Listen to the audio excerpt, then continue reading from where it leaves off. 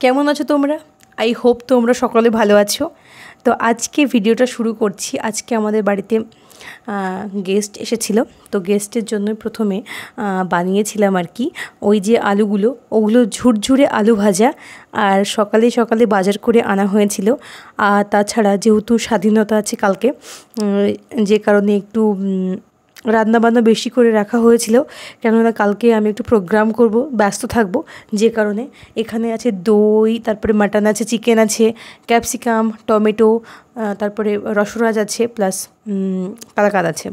এখানে রান্না হচ্ছে মাটনটা আলু দিয়ে বেশ একটু লাল লাল করে ঝোল করা হয়েছিল। কোনো মাখা মাখা না, পাতলা মাটনের ঝোলটা খেতে দুপুরের ভাতের সঙ্গে বেশ ভালো লাগে, তাই ওই আলু দিয়ে এটাকে ঝোল করা হয়েছিল।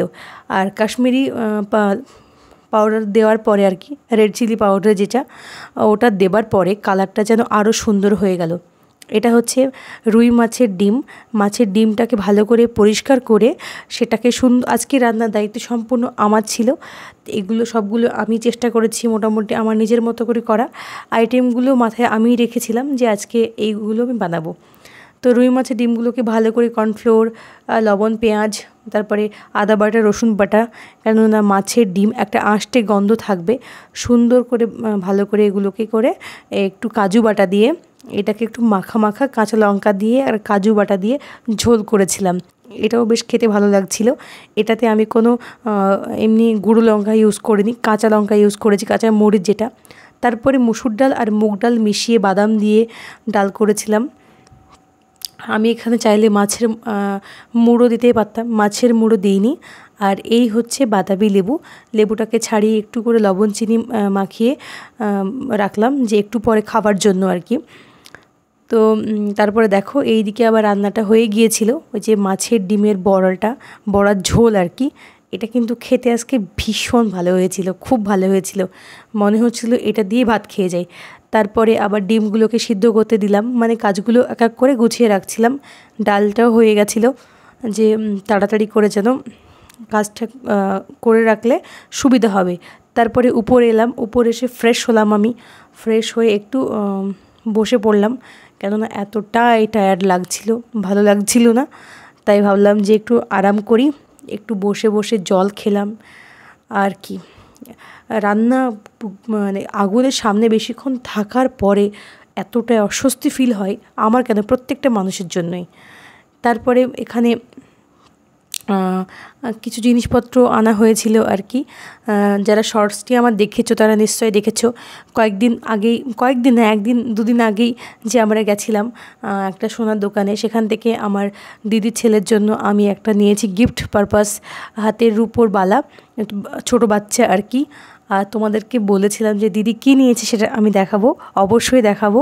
আর তোমাদের সাথে শেয়ার করব না সেটা তো কেমন হয় বলো, সেটা খুব একটা ভালো বিষয় না। যেহেতু তোমাদের সঙ্গে আমি একটা ডেলি ভ্লগ এখন শেয়ার করছি, আগে এতটা ভ্লগ দিতাম না, কিন্তু এখন আমি ভ্লগ দিতে চাই এই কারণেই যে তোমরা আমার ফ্যামিলির সাথে বা আমার এই চ্যানেলের সঙ্গে তোমরা জুড়ে থাকো। এতে ভালোবাসা যে মেলবন্ধনটা, এটা আরও বৃদ্ধি হবে। আর এটা যে কোনো কন্টেন্ট ক্রিয়েটারের জন্য, তার যারা মানে কি বলবো, তার চ্যানেলের যারা সদস্যগণ আছে তাদের জন্য একটা ভালো বন্ধনটা ভালো। তো যাই হোক, দেখো এটা এই হচ্ছে পলার হারটা আমার না খুব পলার হার পছন্দ ছিল, খুব অনেক দিন আগে থেকে পলার হার করতাম। তো এই পলার হারটা দিদি শুনেছিল যে আমি নাকি খুব পলার হার পছন্দ করি। তো এই সময় পলার হার নেওয়ার মতো কোনো আমার ছিল না, মানে ইচ্ছে ছিল না আর কি, চাইলেই নেওয়া যায়। তাই দিদি শুনে, এর আগে ওই দিদি আমাকে একটা আংটি দিয়েছে, পলার আংটি দিয়েছে জন্মদিন পারপাস। তারপরে এই পলার হারটি আমাকে দিদি বলল যে এটা আমি দিচ্ছি, তুই নে না। আমি বললাম না না না প্লিজ, একদম না, একদম না। কেননা না আমার কোনো অনুষ্ঠান হচ্ছে, কিছুই না, খালি খালি এই নেওয়াটা কেমন লাগে না, আমি নেবই না। আর সে বলে না তোকে নিতে হবে, তো ওই আর কি, এবার নিলাম। তারপর দেখো এগুলো হচ্ছে চিকেন কাটলেট, এটা স্পেশাল মানুষ আমার জন্য পাঠিয়েছে। তারা সব সময় চেষ্টা করে যে আমি যেগুলো ভালোবাসি সেগুলো যেন কোনো রকমভাবে করা যেতে পারে। এটা সত্যি আমার জন্য অনেকটা ভালো একটা বিষয় আর কি। তো চিকেন কাটলেট অনেকগুলো পাঠিয়েছিল। কাটলেটের ভিতরে যে পুরটা ছিল এত সুন্দর হয়েছিল, লেয়ারটাও খুব ভালো হয়েছিল, স্টাফিং থেকে শুরু করে লেয়ার থেকে শুরু করে everything was just mind blowing.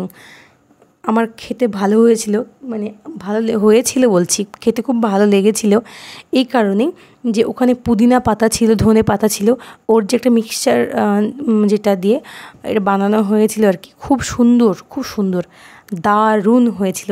গরম গরম চিকেন কাটলেট সাথে একটু করে সস থাকলে এত ভালো লাগে। আর কফি, যদিও আমি এগুলো দুপুরের দিকেই ভেজেছিলাম, দুপুর নয়, মানে একটু ব্রেকফাস্ট বলবো, ব্রেকফাস্টও না আর কি, ওই মিনি ব্রেকফাস্ট, মিনি লাঞ্চ বলা যেতে পারে, মিনি ব্রাঞ্চ বলা যেতে পারে, পরেবার।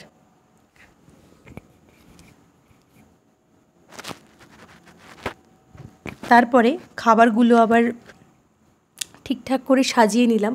এই হচ্ছে ডিম সিদ্ধ, এখানে আছে খেজুর, ওখানে বাতাবি লেবু আছে, মিষ্টি আছে, তালের বড়া আছে, আর ওই চিকেন কাটলেট আছে, আর অবশ্যই সসটা আছে। এখানে একটু বিট নুন ভালো করে ছড়িয়ে নিচ্ছি।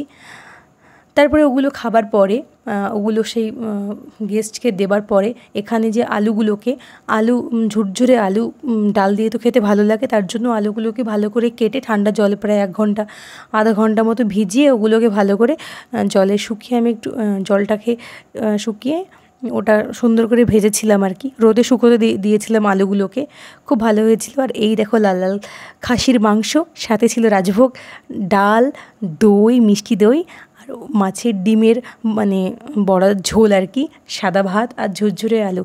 আজকে দুপুরের আমাদের এই ছিল খাবার, খেতে বেশ ভালো হয়েছিল। জানি না যারা খেয়েছে আর কি তাদের কেমন লেগেছে, তবে আমার তো ভীষণ ভালো লেগেছে রান্না করে। এই জন্যই আমার রান্না করতে ভালোই লাগে, খারাপ লাগে না, কিন্তু বেশিক্ষণ রান্না করতে ভালো লাগে না আমার।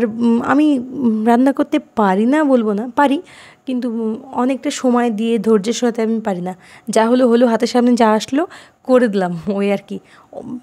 আগে পারতাম না, কিন্তু এখন আমার রান্নাটা মূলত মেস থেকে আমি শিখে গেছি, তার আগে আমি কোনো রান্নাই জানতাম না। তারপরে আবার আমাদের বাড়িতে গেস্ট এলো, কেউ না কেউ তো আসেই, আমাদের বাড়িটা তো অনেক আগে থেকে মানুষজন কম বেশি আসে, সবাইকে নিয়ে আমরা চলার চেষ্টা করি। তো দেখো ওই তার জন্য শরবত করেছিলাম। এবার সন্ধ্যার দিকে একটু করে স্ন্যাক্স মানে চাটা খাবো, তার জন্য কি করব ভাবছিলাম।